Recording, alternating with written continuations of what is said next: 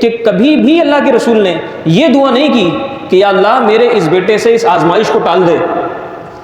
یہ دعا نہیں کی، بلکہ جب دعا کی یہی دعا کی، اللہم اعط الحسین صبرا و اجرا، اے اللہ حسین کو صبر بھی عطا فرما اور صبر پر اجر بھی عطا فرما۔ اہل بیت کے حوالے سے اللہ کے رسول نے فرمایا مثل اہل بیتی کسفینۃ نوح، کہ میرے اہل بیت کی مثال ایسی ہے کہ جیسے نوح کی کشتی، من رکبہ، جو اس پر سوار ہو گیا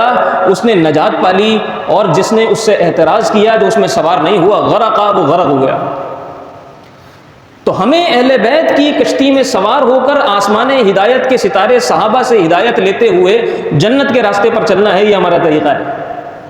اہل بیت سے بھی بے پناہ محبت اور صحابہ کرام رضوان اللہ تعالی علیہ مجمعین سے بھی بے پناہ محبت۔ اہل سنت کا ہے بیڑا پار، اصحاب حضور نجم ہیں اور ناؤ ہے اطرت رسول اللہ کی۔ اللہ کے رسول نے ان کے بارے میں فرمایا ہے کہ یہ میرے پھول ہیں، یہ میرے پھول ہیں، یہ دنیا میں میرے پھول ہیں، اور اللہ کے رسول انہیں سونگا کرتے تھے، اللہ کے رسول انہیں باقاعدہ سونگا کرتے تھے، انہیں بھی اور حضرت حسن کو بھی، ان دونوں کو، حسنین کریمین کو اللہ کے رسول سونگا کرتے تھے، اللہ کے رسول چوما کرتے تھے۔ بلکہ اللہ کے رسول یہ فرماتے ہیں کہ اگر جوانان جنت کے سرداروں کو دیکھنا ہو تو حسن اور حسین کو دیکھ لو۔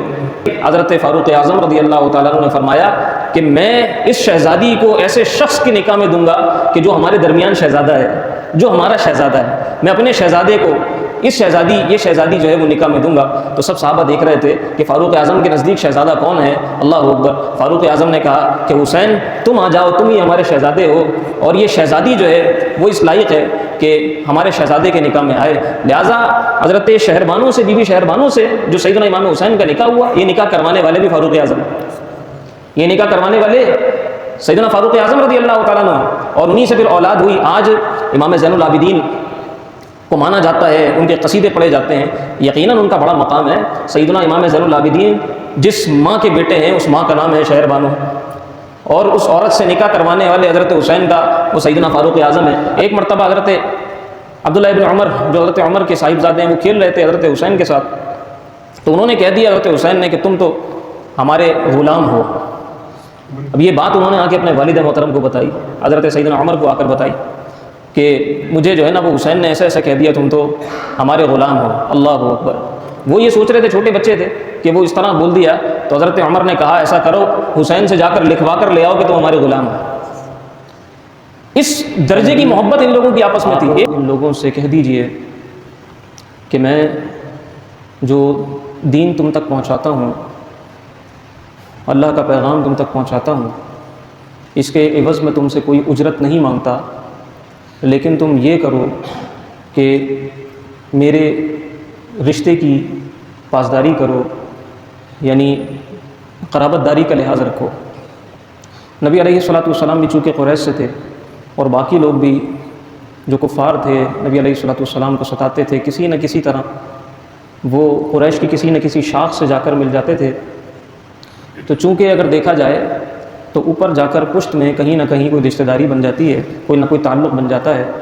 کوئی نہ کوئی قبیلے کا اشتراک بن جاتا ہے۔ تو نبی علیہ الصلوۃ والسلام نے ارشاد فرمایا کہ کم از کم یہ تو دیکھ لو کہ تم بھی قریشی ہو، تم بھی کسی نہ کسی شاخ سے تعلق رکھنے والے ہو، تو کم از کم اس کا ہی پاس رکھ لیا کرو، اس کا ہی احترام کر لیا کرو۔ ایک معنی یہ۔ دوسرا معنی یہ کہ میری اہل بیت سے محبت کرو، الا المودۃ فی القربى، میرے گھر والوں سے محبت کرو، میرے رشتہ داروں سے محبت کرو۔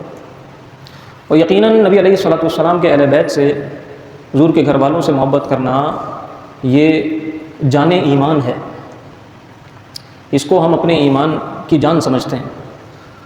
اور نبی علیہ الصلوۃ والسلام نے اہل بیت کے جو فضائل بیان فرمائے ہیں،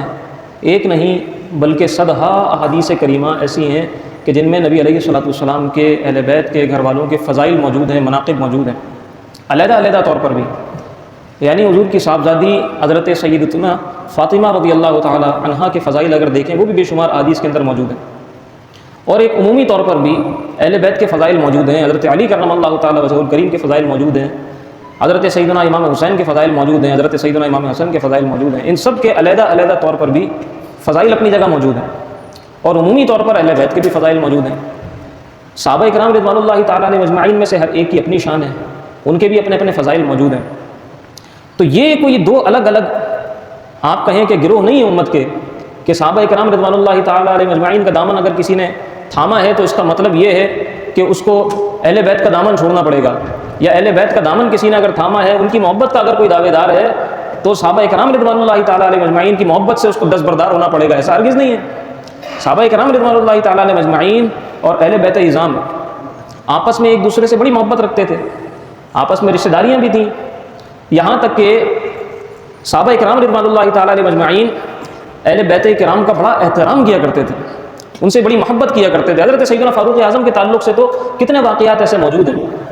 ایک مرتبہ حضرت عبداللہ ابن عمر، جو حضرت عمر کے صاحبزادے ہیں، وہ کھیل رہے تھے حضرت حسین کے ساتھ، تو انہوں نے کہہ دیا حضرت حسین نے کہ تم تو ہمارے غلام ہو۔ اب یہ بات انہوں نے آ کے اپنے والد محترم کو بتائی، حضرت سیدنا عمر کو آ کر بتائی کہ مجھے جو ہے نا وہ حسین نے ایسا ایسا کہہ دیا، تم تو ہمارے غلام ہو۔ اللہ اکبر۔ وہ یہ سوچ رہے تھے، چھوٹے بچے تھے، کہ وہ اس طرح بول دیا، تو حضرت عمر نے کہا ایسا کرو، حسین سے جا کر لکھوا کر لے آؤ کہ تم ہمارے غلام ہو۔ اس درجے کی محبت ان لوگوں کی آپس میں تھی۔ آپ دیکھیں جب ایران فتح ہوا تو اس وقت مال غنیمت بھی آیا، بہت سارے غلام بھی آئے، بہت ساری باندیاں بھی آئیں، یہاں تک کہ جو شاہ ایران تھا یزدگرد، اس کی جو صاحبزادی تھیں شہر بانو، وہ بھی ان لوگوں کے اندر، قیدیوں کے اندر شامل ہو کر آئیں۔ تو جب مال غنیمت تقسیم کیا گیا تو سب کو مال غنیمت دینے کے بعد، اور جو اغلیمہ تھے، جو غلام تھے، کنیزیں تھیں، وہ سب تقسیم کرنے کے بعد اب باری تھی حضرت شہر بانو کی، کہ شہر بانو چونکہ شہنشاہ ایران کی بیٹی ہیں، شہنشاہ ایران کی بیٹی ہیں، یہ کس کے عقد میں دی جائیں؟ یہ تو بادشاہ کی بیٹی ہیں، بادشاہ کی بیٹی کس کے عقد میں دی جائے؟ حضرت فاروق اعظم کا دور تھا، فاروق اعظم امیر المومنین تھے، فاروق اعظم کے اپنے صاحبزادے بھی موجود تھے، اور ایسا نہیں ہے کہ وہ لائق نہیں تھے، وہ قابل نہیں تھے۔ حضرت عبداللہ ابن عمر رضی اللہ تعالیٰ عنہ عظیم ترین محدث ہیں، زبردست فقیہ ہیں، علماء میں فقہاء صحابہ کے اندر، محدثین صحابہ کے اندر بہت بڑا مقام ہے حضرت عبداللہ ابن عمر کا، وہ بھی موجود تھے۔ لیکن حضرت فاروق اعظم رضی اللہ تعالیٰ عنہ نے فرمایا کہ میں اس شہزادی کو ایسے شخص کے نکاح میں دوں گا کہ جو ہمارے درمیان شہزادہ ہے، جو ہمارا شہزادہ ہے، میں اپنے شہزادے کو یہ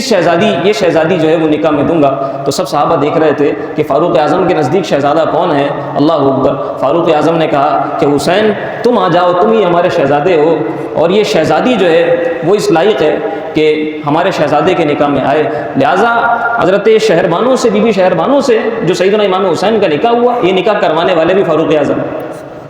یہ نکاح کروانے والے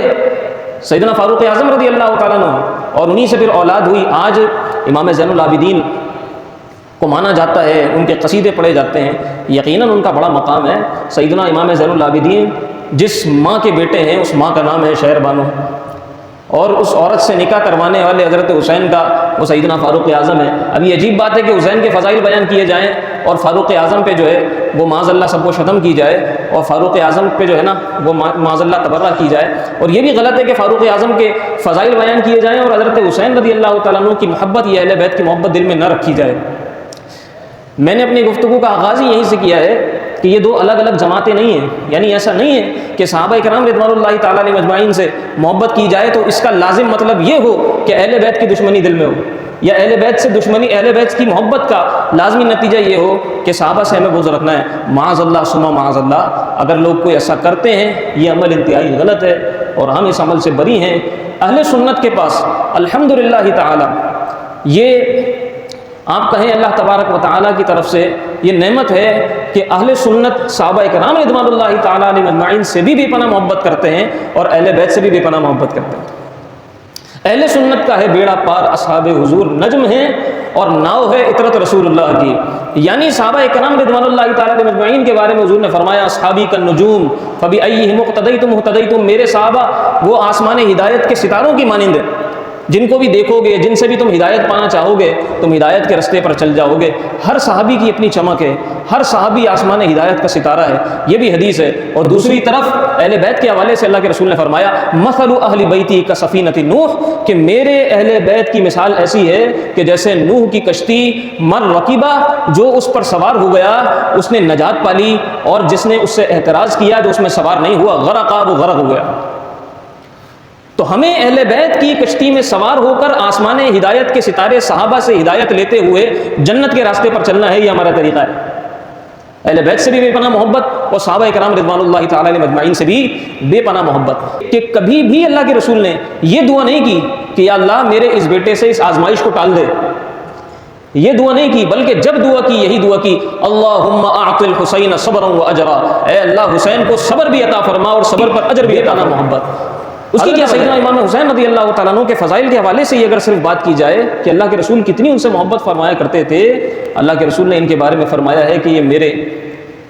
میرے پھول ہیں، یہ میرے پھول ہیں، یہ دنیا میں میرے پھول ہیں، اور اللہ کے رسول انہیں سونگا کرتے تھے، اللہ کے رسول انہیں باقاعدہ سونگا کرتے تھے، انہیں بھی اور حضرت حسن کو بھی، ان دونوں کو، حسنین کریمین کو اللہ کے رسول سونگا کرتے تھے، اللہ کے رسول چوما کرتے تھے۔ بلکہ اللہ کے رسول یہ فرماتے ہیں کہ اگر جوانان جنت کے سرداروں کو دیکھنا ہو تو حسن اور حسین کو دیکھ لو، یہ جوانان جنت کے سردار ہیں۔ جب جنتی جوان وہاں جائیں گے، جنت میں داخل ہوں گے، تو وہاں دیکھیں گے کہ جنتی جوانوں کے سردار کون ہیں، اللہ اکبر، سرداری کا منصب وہاں حسن اور حسین کے پاس ہوگا۔ تو یہ کیسے ہو سکتا ہے کہ کوئی اپنے سردار سے بغض رکھے، کوئی اپنے سردار سے دشمنی کرے، یہ کیسے ہو سکتا ہے؟ تو سردار کی سرداری میں تو جانے کا جو مزہ ہے وہ اسی طرح مزہ ہے کہ ان کی محبت جو ہے وہ دل میں ہمیشہ رکھی جائے اور زندگی ان کی محبت میں گزاری جائے۔ اور یہ وہ دونوں پیارے نواسے ہیں کہ جنہیں اللہ کے رسول نے نواسا نہیں بلکہ اپنا بیٹا بتایا ہے، اتنا پیار کیا ہے۔ میں نے عرض کیا کہ کاندھوں پر سواری کروائیے، بلکہ وہ حدیث بڑی مشہور ہے، آپ نے کئی بار سنی ہوگی کہ اللہ کے رسول نماز عشاء کا سجدہ ادا فرما رہے تھے اور یہ دونوں حسنین کریمین اللہ کے رسول کی پشت پر آ کر سوار ہو گئے۔ اللہ کے رسول نے اس وجہ سے سجدہ طویل کر دیا کہ کہیں ایسا نہ ہو کہ میں اٹھوں اور یہ گر جائیں۔ مسند امام احمد بن حنبل کے اندر یہ حدیث موجود ہے۔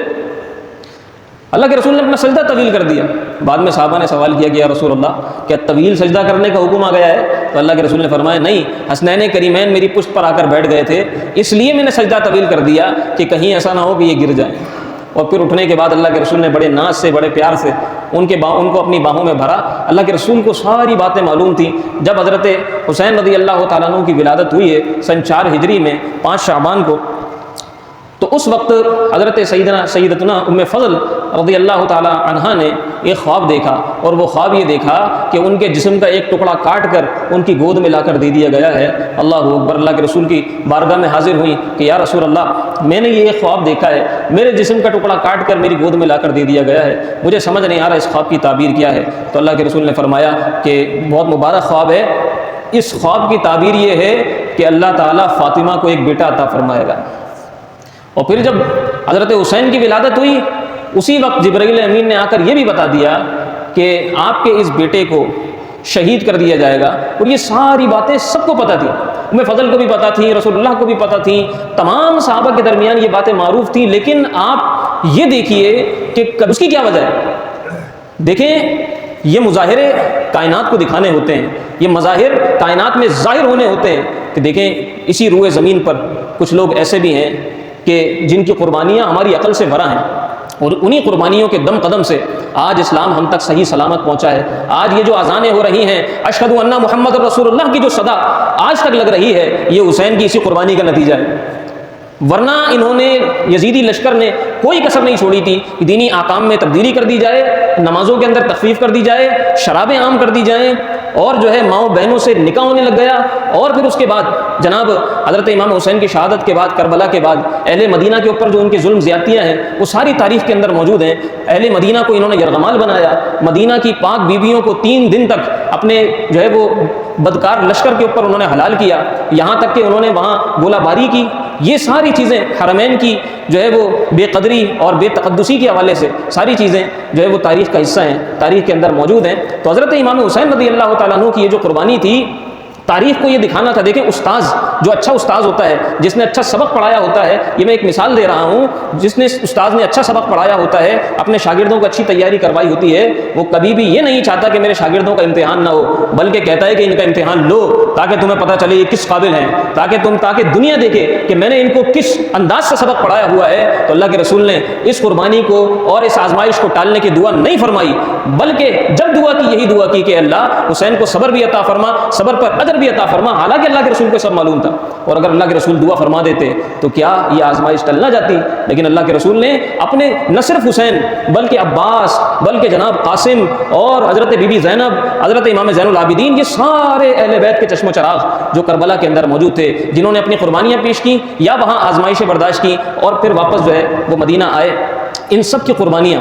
وہاں کربلا کے اندر اللہ کے رسول کو معلوم تھی۔ اس کے باوجود اللہ کے رسول نے اپنے اہل بیت کو دین متین کی عظمت پر قربان کر کے دین اسلام کے علم کو سر بلند فرما دیا۔ یہ وہ لوگ تھے، آپ دیکھیں نا، 22,000 کی تعداد آتی ہے کم و بیش، کہ جو یزید کے اوپر ایمان لا چکی تھی، یعنی یزید کا ساتھ دینے کے لیے اس کی بیعت کر چکی تھی۔ یہ صرف چند ہی لوگ تو تھے جو کربلا کے اندر 72 نفوس موجود تھے، یا ان کے علاوہ حضرت عبداللہ ابن عمر تھے، عبداللہ ابن زبیر تھے۔ جیسے ہی یزید تخت نشین ہوا تو اس نے فوراً کہا کہ حسین، عبداللہ ابن عمر، عبداللہ ابن زبیر، ان لوگوں کی بیعت کے لیے فوراً سرگرم ہو جاؤ، ان لوگوں کو لے کر آؤ، کسی بھی طریقے سے میری بیعت کرواؤ۔ بھائی جب اتنے سارے لوگ موجود ہیں،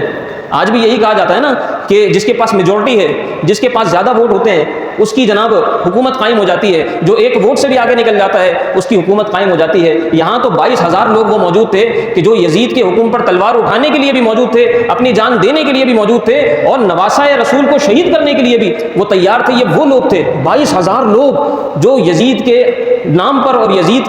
کی جانب سے جو بھی ان کو جناب مراعات ان کو دی گئی تھیں یا دینی تھی ابن زیاد کی طرف سے اور دیگر لوگوں کی طرف سے جو ان کو لالچیں دی گئی تھیں، تو وہ تلوار اٹھانے کے لیے تیار تھے۔ یہ صرف تھوڑے سے لوگ، 72 لوگ، وہ نفوس کہ جو اس کو تسلیم نہیں کر رہے تھے، ان کو کیوں تسلیم کروانے کے لیے یہ تلا ہوا تھا؟ اس لیے کہ یہ بھی جانتا تھا کہ ان 22,000 بلکہ ساری دنیا نے بھی اگر میری بیعت کر لی اور ان 72 لوگوں نے بیعت نہیں کی تو اس کا مطلب یہ ہے کہ میری بیعت کسی نے بھی نہیں کی، مجھے کوئی نہیں مانتا۔ ان 72 لوگوں کی یہ قدر ہے، یہ اہمیت ہے، کیونکہ حسین وہ اس وقت روئے زمین پر رسول اللہ کے نائب تھے، رسول اللہ کے نواسے، رسول اللہ کے چہرے کی ہم شکل، ان کے چہرے میں رسول اللہ کا چہرہ دکھتا تھا۔ جب صحابہ رسول اللہ کا دیدار کرنا چاہتے تھے وہ حسین کو آ کر دیکھا کرتے تھے۔ حسین لوگوں کے درمیان مقتدا تھے، یہ ان کی اہمیت تھی، یہ ان کی حیثیت تھی۔ اس کو معلوم تھا اگر ان 72 نے نہیں مانا، 22,000 کے ماننے کا بھی فائدہ نہیں، اور اگر ان 72 نے مان لیا تو پھر ان سب کا ماننا قبول ہو جائے گا۔ تو معلوم یہ ہوا، آخری بات کر کے اختتام کر رہا ہوں، معلوم یہ ہوا کہ حسین اور یزید کا یہ جو معاملہ تھا، یہ نہ تو تخت کا معاملہ تھا، نہ تو جناب کوئی لالچ کا معاملہ تھا، بلکہ یہ معاملہ تھا نبی علیہ الصلوۃ والسلام کے جو دین ہے اور جو دین کی اقدار ہیں، یہ ان کا معاملہ تھا۔ آپ نے کیا فرمایا تھا حضرت حسین نے؟ انہوں نے فرمایا تھا کہ مثلنا لا یبایعو، کہ مجھ جیسا شخص اس جیسے شخص کی بیعت نہیں کر سکتا، مجھ جیسا شخص اس جیسے شخص کی بیعت نہیں کر سکتا۔ اب ذرا آپ ان کی پوزیشن سمجھیے۔ ان کی پوزیشن یہ تھی کہ وہ امت مسلمہ کے اس وقت لیڈر تھے، قائد تھے، رہنما تھے، اور امت مسلمہ کا چہرہ تھے۔ تو ان کا جو ہاتھ تھا وہ در حقیقت صرف حسین کا ہاتھ نہیں تھا، بلکہ پوری امت کا ہاتھ تھا، پوری امت کا ہاتھ تھا۔ حسین کا ہاتھ جانے کا مطلب یہ تھا کہ پوری امت کا ہاتھ چلا گیا، اور آج تک بلکہ قیامت تک لوگ اس کو جواز کے طور پہ پیش کرتے کہ دیکھو حسین نے بھی تو بیعت کر لی تھی۔ تو اس جواز کو بچانے کے لیے حسین نے جو ہے وہ اپنی قربانی پیش کی، اپنے سارے گھرانے کی قربانی پیش کی، اور اسلام کا علم سر بلند کر دیا۔ آج یزید کا چاہنے والا، یزید کا نام لینے والا ہمیں شاید ڈھونڈنے سے بھی نہ ملے، لیکن حسین کا نام ہر کسی کی زبان پر ہے، حسین کی عظمتیں ہر کسی کے دل میں زندہ ہیں۔ اللہ رب العزت ہمیں ان کے نقش قدم پر چلنے کی توفیق عطا فرمائے۔ وما علیہ الا البلاغ المبین۔